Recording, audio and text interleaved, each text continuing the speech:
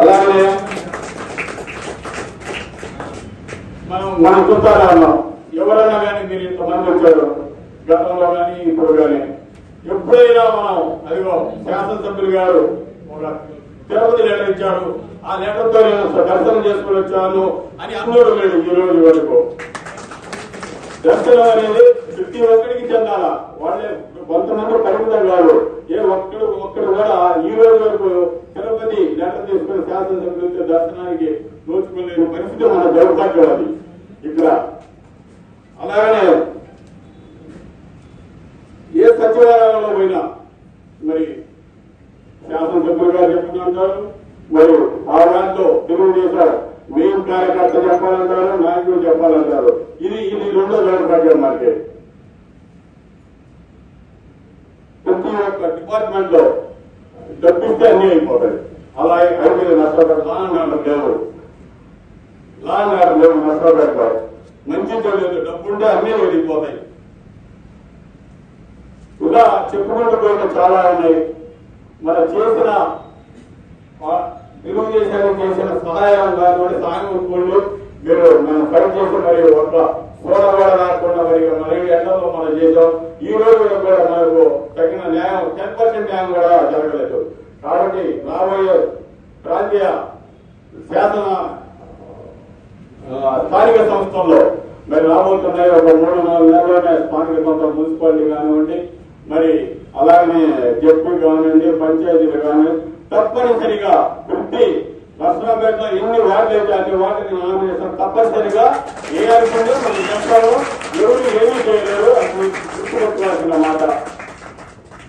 ఒక హైకమాండ్ ఏం చేస్తుందో మనం చూద్దాం, వాళ్ళే నిర్ణయిస్తారు. మన హైకమాండ్ లోకల్ గా మటుకు మనం ప్రతి పంచాయతీలో కానీ, ప్రతి ఎంపీటీసీ కానీ, జెడ్పీటీసీ కానీ, మున్సిపల్ కౌన్సిలర్ కానీ మనం పోరాడాలంటే మనం కంపల్సరీ నామినేషన్ వేయాల్సిందే. అది గుర్తుపెట్టుకోండి. మరి ఈ యొక్క మరి మీరందరూ ఇప్పటిదాకా సహాయ సహకారాలు పార్టీకి మరి అందరూ పనిచేసినందుకు మరొకసారి ధన్యవాదాలు చెప్పుకుంటూ ఇంతలో ముగిస్తున్నాను. జై జనసేన, జై జనసేన, జై జనసేన, జై పవన్ కళ్యాణ్, జై పవన్ కళ్యాణ్. సహాయకారాలు ఇచ్చిన మీ అందరికీ మరొకసారి హృదయపూర్వక నమస్కారాలు. నీతిగా నిజాయితీగా మరి రెండు బలమైన వర్గాల మధ్య మనందరం పార్టీని కాపాడుకుంటూ మరి ఈ స్థాయికి ఈ రోజు 5,000 సభ్యత్వాలతో మరి పార్టీని పెద్ద దిశగా నడుపుతున్నాను.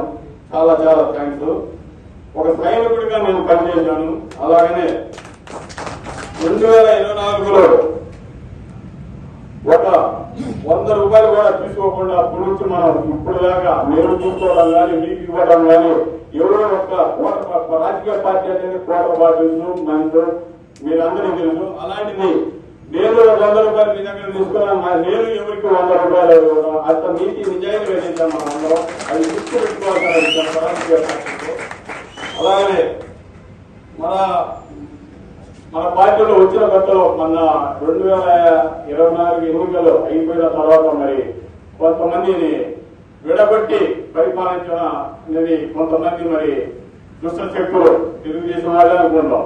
వాళ్ళు మరి చూసి వాళ్ళు 2-3 మరి చేరవేసి వాళ్ళకి లబ్ధి పొందడం భారీ మొత్తాలు చీల్చి మరి పార్టీని ఏకనాయకత్వం మీద జరపాలని ఆయన చూడటం చాలా దురదృష్టకరమైన విషయం. ఎందుకంటే మనం ఆ రోజు నుంచి ఈ రోజు మరి మన 24లో ఎన్నికల్లో మరి మనం అందరం పార్టీకి అహర్నిశలు కృషి చేసి మరి కూటమిలో ఏర్పడ్డాక మరి తోటి తెలుగుదేశం మిత్రులైన మరి క్యాండిడేట్స్ ని మనం ఒక గ్లాసు మంచినీళ్లు కూడా ముట్టుకోకుండా మనం ఆ రకంగా ఏ బౌలు మనం చేశాం. కానీ ఈ రోజు వరకు దానికి మనకు తగ్గ న్యాయం జరగలేదు. అది వాస్తవం మనం అందరూ ఒప్పుకోవాల్సిందే. ఆ రోజు నుంచి మరి మీరు చాలా మంది ఉంటారు. ఆ రోజు మనం మా శాసనసభ్యుల గారి దగ్గర పోయితే సుమారు 50 మంది పోయాం. 50 మంది మన కోరికలు చెప్పేసరికి నాకు పవన్ కళ్యాణ్ గారు చెప్పాలా, నాకు ఎవరు చెప్పలేదు కాబట్టి నేను ఇవ్వలేను అని చెప్పాడు. అలాగనే మరి ప్రతి విషయంలో మనం ఏం అడిగినా ఆయన నిరాకరించడం అంటే జరగడం వల్ల నేను మీకు కరెక్ట్ గా నేను ఏ న్యాయం చేయలేకపోయాను, నిస్సహాయకంగా ఉండిపోయాను.